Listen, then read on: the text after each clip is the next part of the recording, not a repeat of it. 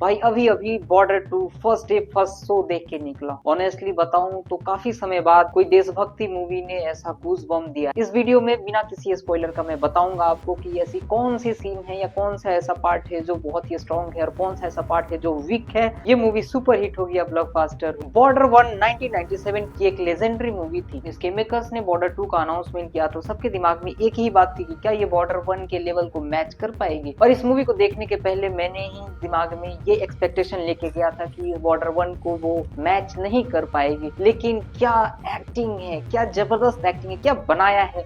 मेरी इसके मेकर से एक शिकायत जरूर रहेगी कि इन्होंने जो ट्रेलर में हमारा काटा है वैसी नहीं होनी चाहिए थी। इसके आगे ट्रेलर 1% भी नहीं थी। ट्रेलर में हमने बहुत ही क्रिटिसाइज किया है कि इसके ग्राफिक्स वीक है, इसके डायलॉग वीक है, इसके सिनेमेटोग्राफी वीक लग रही है, इसके ग्रीन स्क्रीन, इसके सीजीआई, इसके वीएफएक्स बहुत ही वीक लग रहे थे ट्रेलर में। लेकिन जो मूवी में हमारा जो काटा इन लोगों ने बहुत ही जबरदस्त, क्या गूज़बम्प आया। सनी देओल ने जो एक्टिंग करी है और इनके इंट्रोडक्शन में इनका इंट्रोडक्शन सीन बहुत ही खतरनाक था।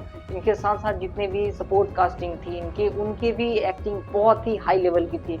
हमने जो इसके पहले मूवी देखा है, जो धवन जी का पहले मूवी देखा है, उनमें और इस मूवी में अपना लेवल जो उन्होंने ऊपर किया है बहुत ही खतरनाक। सबसे पहले बात करते हैं मूवी की टोन की। ये मूवी पूरा देशभक्ति, इमोशन और वॉर की ड्रामा पर पूरा का पूरा ये फिक्स है, उसी के लाइन पे चलती है और इस इमोशन से बिल्कुल भी कॉम्प्रोमाइज नहीं करती है। थोड़ा थोड़ा कहीं पे ये वीक लगती है, लेकिन वो वीकनेस और वो स्लो स्टोरी को स्लो बनाने का और इमोशन के साथ जोड़ने के लिए वो बहुत ही जरूरी था। ये सिर्फ एक एक्शन मूवी नहीं था, ये सोल्जर के सेक्रीफाइस, इमोशन और ड्यूटी को फील कराती है। जैसा कि मैंने आपको बताया कि इसका स्क्रीन प्ले काफी टाइट था। कहीं कहीं पे ये बहुत ही हाई स्पीड पे चलती है, कहीं पे स्टोरी थोड़ा स्लो हो जाता है, लेकिन वो स्टोरी स्लो होना इमोशन टच कराने के लिए बहुत ही जरूरी था। अब बात करते हैं इसके एक्शन की। जी हाँ, जिस हिसाब से हमने ट्रेलर में देखा तो थोड़ा सा इन्होंने इम्प्रूव करके और मूवी में जो जबरदस्त एक्शन किया है, इसके साउंड डिजाइन, साउंड स्केल बहुत ही जबरदस्त था। आपको कहीं भी ऐसा फील नहीं होगा कि आप थिएटर में बैठे हैं।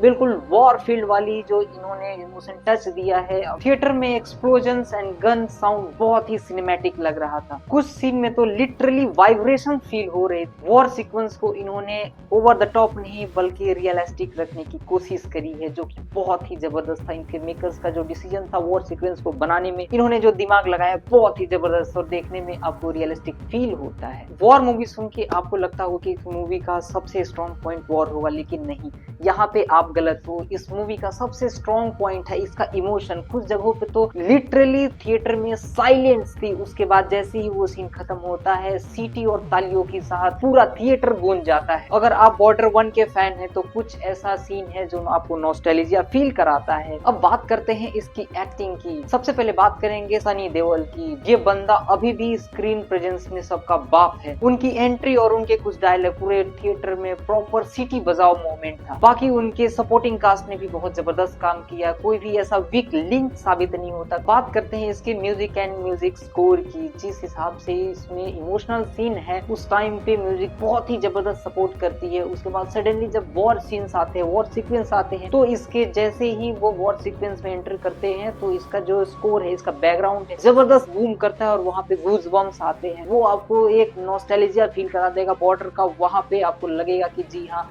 ये बॉर्डर 1 का सीक्वेंस है, ये एक्चुअल सीक्वेंस है। इस मूवी में कोई एक या दो नहीं बल्कि ऐसे बहुत सारे सीन, ऐसे बहुत सारे डायलॉग्स हैं जो बाहर निकलते ही आपके जुबान पे रहेगा। अभी आपको कोई स्पॉइलर नहीं दे सकता, आप जाओ जाके एक्सपीरियंस करो, देखो, बहुत ही जबरदस्त है। सारी चीजें बताने के बाद अब थोड़ी सी नेगेटिव पॉइंट पे बात करते हैं। नेगेटिव बिल्कुल ही ना के बराबर है, लेकिन एक दो पॉइंट सब बिन ऑनेस्ट रिव्यू के कारण मेरे को इसके नेगेटिव पॉइंट्स भी बताने पड़ेंगे। फर्स्ट हाफ इसका स्लो है। अगर आप थोड़ा सा इस मूवी को वॉर मूवी के हिसाब से देखोगे तो एक दो ऐसे सीन है जो आप प्रेडिक्ट कर पाओगे कि इसके बाद ये चीज होने वाला है। और तीसरा, अगर आपको वॉर मूवी या बॉर्डर से रिलेटेड या जवानों से रिलेटेड आपको मूवी पसंद नहीं है तो ये मूवी आपके लिए नहीं है। अब इसके थिएटर रिस्पॉन्स के बारे में बात करें, जैसे ही इसमें इंटरवल होता है, यहाँ पे सीटी और ताली दोनों बजती है, लोग आपस में डिस्कशन कर रहे हैं इस मूवी को सराह रहे हैं। इंटरवल के बीच में लोग तालियां और सीटी बजा रहे हैं। बाहर निकलते समय लोग इसके ऊपर डिस्कशन कर रहे हैं, लोग इसके परफॉर्मेंस के बारे में डिस्कस कर रहे हैं, लिटरली डिस्कस कर रहे हैं, इसके स्टोरी को डिस्कस कर रहे हैं, इसके फाइट सीक्वेंस को डिस्कस कर रहे हैं, इसके गाने को गुनगुना रहे हैं। और मूवी के एंड में एज यूजुअली जो आपको पता होगा, लोग